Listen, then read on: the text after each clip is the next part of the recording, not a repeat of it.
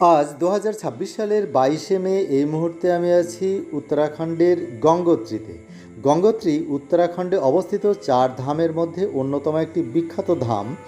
উত্তরাখণ্ডের এই 4টি ধাম হল কেদারনাথ, বদ্রীনাথ, যমুনেত্রী এবং গঙ্গোত্রী।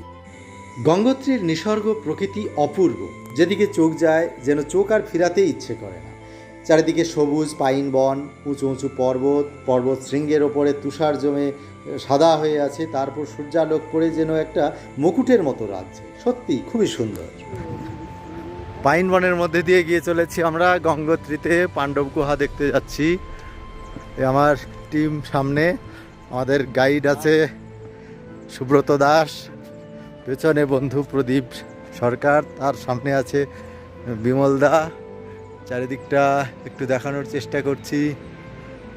চারিদিকে উঁচু উঁচু পর্বত, রাস্তা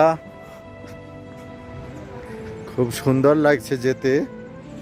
এক অন্য ধরনের অভিজ্ঞতা। আমরা আছি এখন 10,200 ফুট উপরে।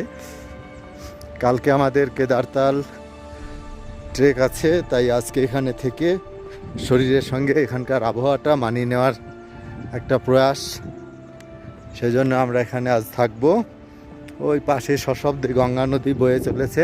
এখান থেকে গঙ্গা নদীর উৎস 20 কিলোমিটার পূর্ব দিকে গোমুখ গুহাতে গঙ্গোত্রী হিমবাহ।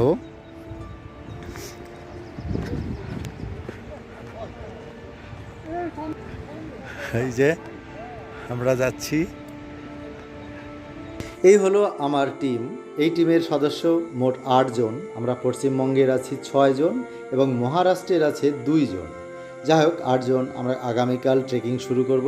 তার আগে একটু ট্রায়াল দিয়ে নিচ্ছি এই সুন্দর পাইন বনের মধ্যে।